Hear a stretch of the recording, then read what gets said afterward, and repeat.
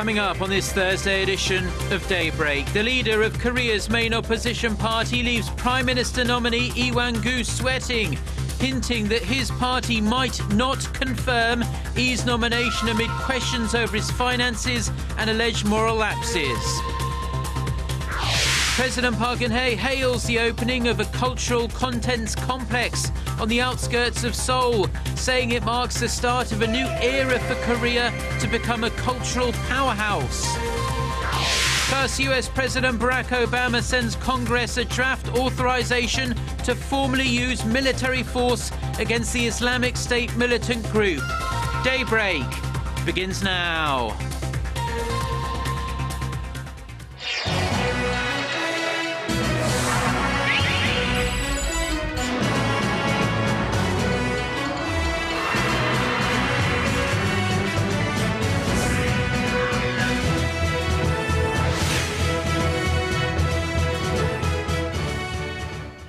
Hello and thanks for joining us. To our viewers around the world, it's 6 a.m. on Thursday, February 12th here in Seoul. I'm Mark Broome and you're tuned in to Daybreak. Our top story this morning, it was another tough day in the hot seat for President Park's pick to be the next Prime Minister. On the second and final day of his confirmation hearing on Wednesday, Lee Wan-koo had to field aggressive questions about his personal finances and his alleged attempts to manipulate the media. The main opposition party says it isn't planning on giving Lee's nomination the green light. Park Geun-hye starts us off. The second day of Prime Minister nominee Lee Wan-koo's confirmation hearing was as tough as the first. Lawmakers from both parties continued their inquiries into a series of allegations against the former ruling Plenary Party floor leader. In an apparent show of support for the nominee, his fellow Plenary Party lawmakers focused primarily on questions about his future policy goals. Lawmakers from the main opposition party, however, pressed the 65-year-old nominee and more than a dozen witnesses on allegations surrounding his family's wealth, his involvement in real estate speculation, and questions about his election campaign funds. Meanwhile, at a main opposition party meeting earlier in the day, new chairman Moon Jae-in hinted that his party might not confirm the nominee. He said that despite hopes of finally confirming a replacement for incumbent Prime Minister Chung Hong-won, it might be difficult. Moon said his party will decide its official stance on the nominee Thursday morning following the hearing. Current Prime Minister Chung Hong-won had tendered his resignation after the government faced harsh criticism for its botched handling of the Seoul ferry disaster in late April last year. But Chung has stayed at his post as two previous nominees both withdrew their names from consideration due to allegations surrounding their past. All eyes are now on Lee and whether he can get through this hearing process. Park Ji-won, Arirang News. Now, as a follow-up to Ji-won's report, the plenary vote on Prime Minister nominee Lee Wan-koo is scheduled to be held on this Thursday. The main opposition New Politics Alliance for Democracy wants the plenary session postponed, but the ruling Saenuri party is expected to hold the vote as planned. The opposition party has signalled that it might reject the nomination. The options available to the NPAD include voting against the nominee or simply boycotting the vote. Now to the latest advance in President Park Geun-hye's push towards her envisioned creative economy for Korea. The government opened a cultural complex north of Seoul on Wednesday that allows businesses of all sizes to collaborate and create new markets for cultural products. Our Chae-sun reports. Korea's homegrown non-verbal performance, Nanta, recently saw its accumulated audience number surpass 10 million worldwide. The longest-running show in Korea, featuring chefs prepping for a wedding banquet, was created by local actor-turned-producer Song Seung-hwan, who converged his childhood memory of his mother in the kitchen and the traditional Korean beats of samulori. Song, who marked the opening of the government's cultural creativity complex on Wednesday, said he overcame many financial hurdles in the process of breathing life into his idea. The new creativity zone, in cooperation with entertainment and food conglomerate CJ, will cater to culturally creative minds like Song from the initial stages to global commercialization. 컨텐츠의 기획, 제작, 구현에 이르는 가치 사슬 전반을 지원하고 그 성과를 인재 양성과 기술 개발에 재투자하는 유기적 순환 구조의 플랫폼으로 만들어질 것입니다. Similar to the government's creative economy centers, which support manufacturing and ICT-based startups and SMEs, the Creativity Center inside the new complex will help those with ideas create cultural content that can appeal to consumers at home and abroad. CJ, for its part, will offer assistance through some 80 of its content and food experts and promote the products at its global festivals. After an idea goes through planning and production, the product will then be showcased at the K-Culture Valley, a Korean wave contents park featuring a concert hall and film and TV studios set to open in 2017. While President Park anticipates the complex to build a new growth engine, the ultimate success of the project will be determined once the K-Culture Valley is completed and begins to generate profit and create jobs. 최유선, Arirang News. Now, hopes for inter-Korean talks anytime soon have taken yet another nosedive after North Korea lashed out at South Korea for its close ties with the United States. North Korea's state media reported on Wednesday that Pyongyang's committee in charge of inter-Korean ties vowed to take revenge if Seoul continues to support Washington's hardline stance against the regime. These latest threats come ahead of the annual joint military drills between South Korea and the US, which kick off next month. Ultra-right-wing groups in Japan are going all out with hate speech rallies targeting ethnic Koreans that live in the country. The campaigns have stopped short of physical violence, but there are real worries things could turn uglier. But while local governments in Japan are calling for legal measures to ban rallies such as this, the Abe administration is seemingly turning a blind eye. Hwang Sang-hee reports. Insults against Koreans fly across the streets of the Japanese capital, Tokyo.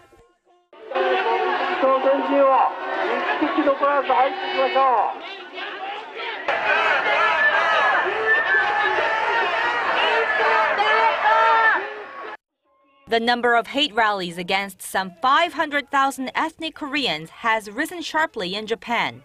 The campaigners say they cannot tolerate the privileges, such as the right to vote and access to welfare, bestowed to Korean residents. They justify the racial discrimination as their right to freedom of speech. What I'm doing is politics. Some say politics and discrimination is different, but it's all the same.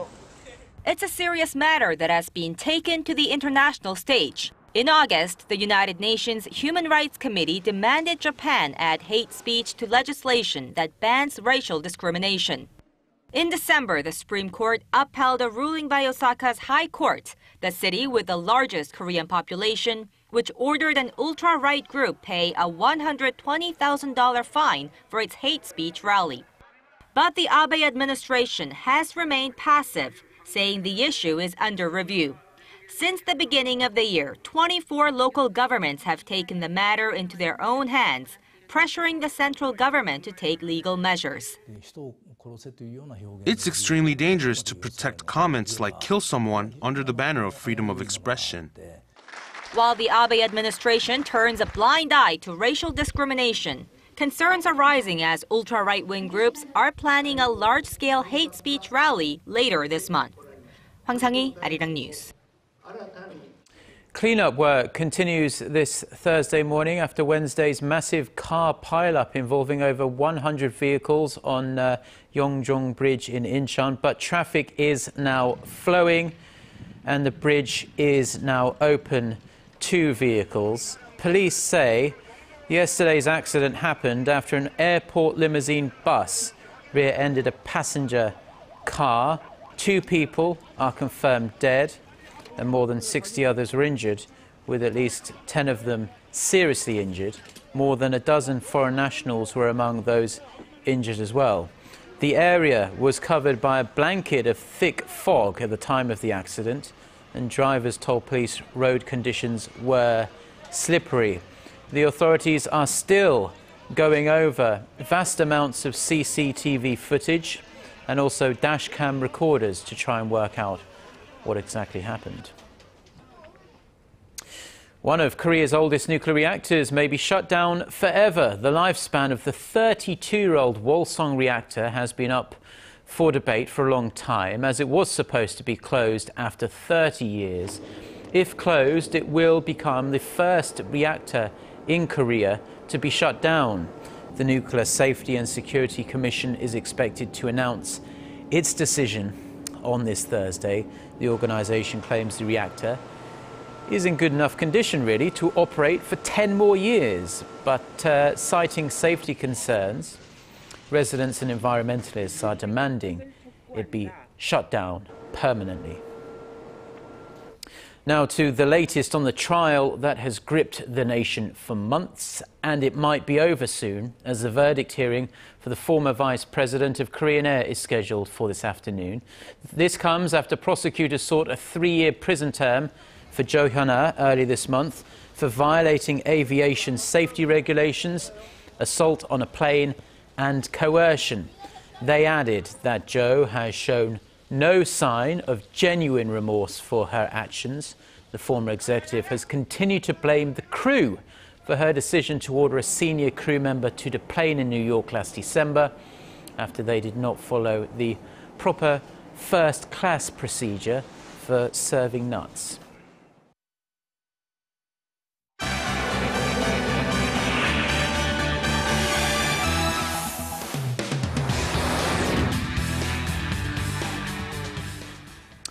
Time now for a look through the global headlines. We're following this Thursday morning from Seoul.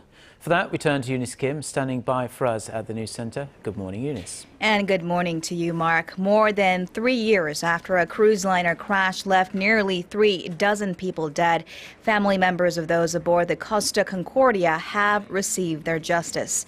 Just a couple hours ago, an Italian court found the captain of that doomed ship guilty of multiple charges of manslaughter for causing the accident and abandoning ship.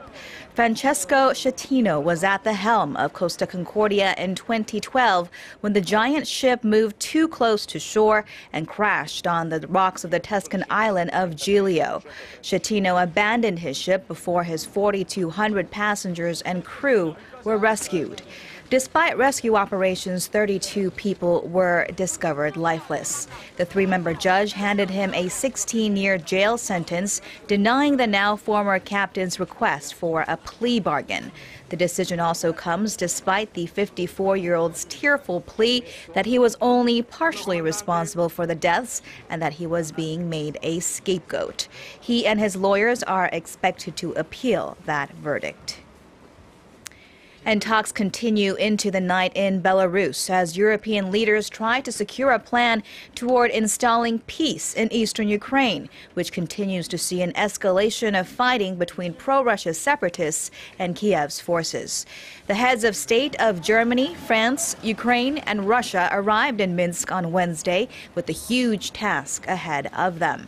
Russian President Vladimir Putin had conditioned the meeting with a requirement that certain conditions must be met without specifying those conditions. Also ahead of the summit, Ukrainian President Petro Poroshenko made a surprise visit to the eastern city of Kramatorsk that you'll remember had been hit by deadly rebel rocket fire one day before. More than 20 people have been reported killed on Wednesday in eastern Ukraine. Poroshenko said he was ready to install martial law throughout the whole of Ukraine if the summit is unable to reach a ceasefire to end the land grab.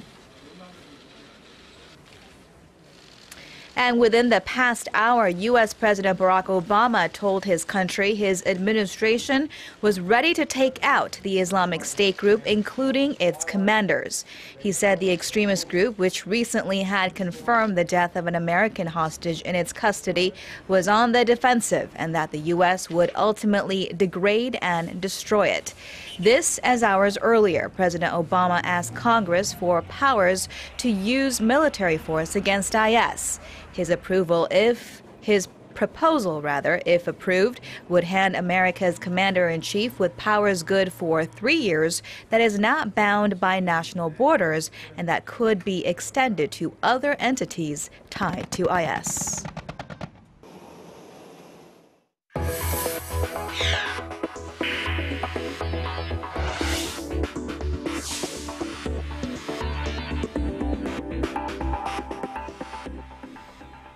Now, eating healthily is something most of us try to do, but it turns out food we once thought was bad for us might not actually be that bad at all.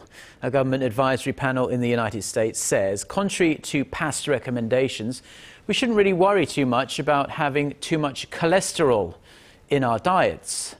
Kwon-soo reports. It's been known as a guilty pleasure, devouring cholesterol-rich food. Maybe not anymore. At least that's what an influential nutrition advisory panel in the U.S. says as it scrapped a warning against LDL cholesterol or bad cholesterol from its nutrition guidelines. In a first in 40 years, the Dietary Guidelines Advisory Committee's decision also runs counter to its last reform made 5 years ago, when it advised that people take in less than 300 milligrams of cholesterol a day, which is equivalent to the amount found in an egg. The instructional changes come as more nutritionists say years of research show that high cholesterol food does not greatly influence the health of ordinary adults. They believe that consuming these foods don't significantly raise levels of cholesterol in the blood and that the risk of getting heart disease does not increase much either. Saturated fat, they say, is much more dangerous. The guidelines, however, still warn diabetes patients to be cautious. The committee plans to send its final draft to the government's health and agriculture departments in order to issue its 2015 dietary guidelines for the public. While some experts say cholesterol should have been dropped off the warning list years ago, others remain skeptical and still stand by previous research. Kwon-soo, Arirang News. Now, we like to bring you some cultural news here on Daybreak. And a night at the opera is usually an experience reserved for special occasions, anniversaries and whatnot. But here in Seoul, opera has been made that much more accessible through a new trend that's catching on like wildfire. Our Im-Yoon-hee reports. You can always head to the local theater for a quick action film or a comedy. But why not broaden your horizons and check out a live performance of a world-famous opera? There's nothing quite like the grandeur of an opera, with stunning stage effects and rich voices that soar through the air. Now the splendor of the experience is available at your local movie theater. It's hard to get your hands on tickets for local opera performances, plus they're so expensive. Now you can appreciate an opera performance at your local movie theater, and the response has been great. The performers may be thousands of miles away, but the huge screen and crystal clear HD quality makes it hard to not feel like you're right there with them. I really enjoyed it. You can see world-famous opera singers for such a reasonable price. It was a great experience. It's a new trend that's catching on quickly, making the opera an experience that everyone, anywhere, can enjoy. Im-Yoon-hee, Arirang News.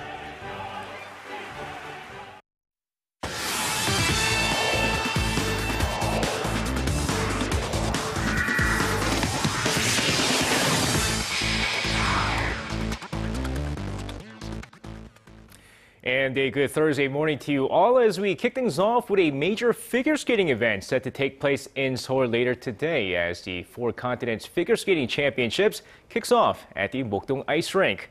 Now, with all the non-European figure skaters competing starting today until Sunday, some of the biggest names in the sport will come together. Now, this of course includes names like Gracie Gold of the United States and Rika Hongo of Japan. Well, Korea will be represented by names like Park So-yeon and Kim Hae-jin in the ladies single and Kim Jin-seo over in the men's single. Now, the event has so far been dominated by the US, Canada, China, and Japan, with those 4 countries winning 190 medals out of 192, with Korea and Uzbekistan winning the other 2. Now, I do love to get in my 18 holes of golf time to time. It's just can't afford it here in Korea. In fact, I'm not the only one here in Korea that thinks it's too expensive to play on the course. But now, the Korean government is planning to change all that in hopes to popularize the sport.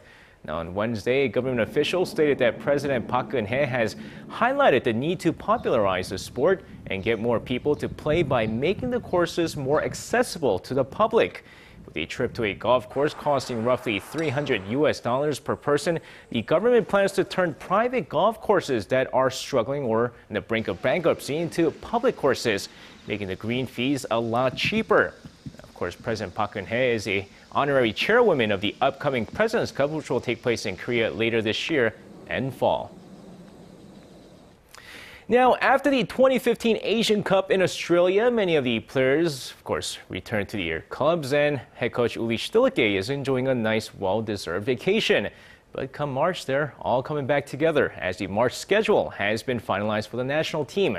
Now, in preparations for the World Cup qualifiers set to begin in June, the Korean national football team has been looking for opponents for their March friendlies.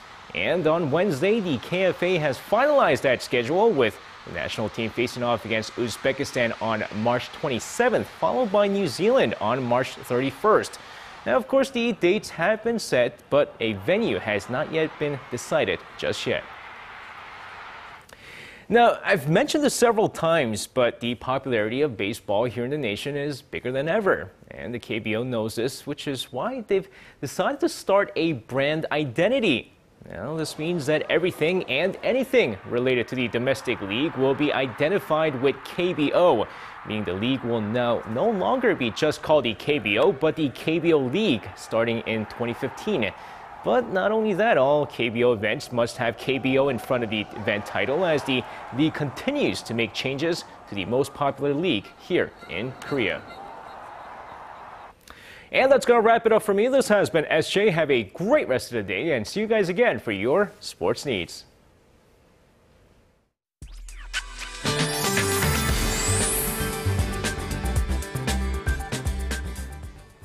Good morning. I'm Incheon here with your latest weather updates. It was a pretty mild day yesterday. High in Seoul soared to 8 degrees, but it was dusty throughout the day, with even fine dust advisory in place in the afternoon. While the air got much cleaner today, the level came back to the normal range here in Seoul, and we can look forward to have mostly sunny skies throughout the day. But in the meantime, southern provinces will have high level of micro dust till the morning hours. So for those of you in the southern regions, please beware of dusty morning and have a protective mask before heading out today. So for the upper regions, the air quality improved, but things will not be as mild as yesterday. The lows and highs will be 4 to 5 degrees lower than yesterday, and also stronger gusty winds will add a chill to the air, so dress extra warmly today. With that in mind, let's take a closer look at the readings for today. The low in Seoul is kicking off at -5, then the high will climb to 3, and that's 5 degrees lower than yesterday. And the top temperature in Daegu and Gwangju will rise to 7 and 6, and Busan will see highs peaking to double digit at 10. Now, as for the other regions, it looks like Jeju Island and Daejeon will rise to 8 and 5, and Dokdo will top out at 3. That's all for Korea, and here's international weather for viewers around the world.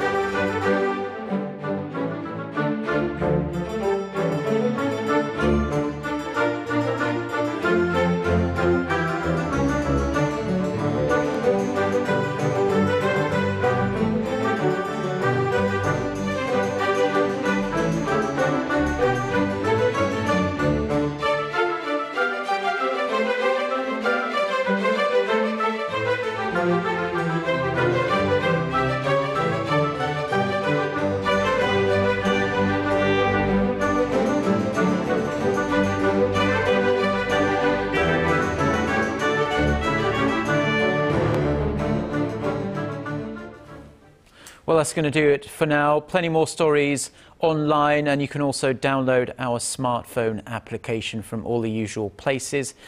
Korea Today is coming up at 7 a.m., half an hour's time. Have a wonderful day. Goodbye.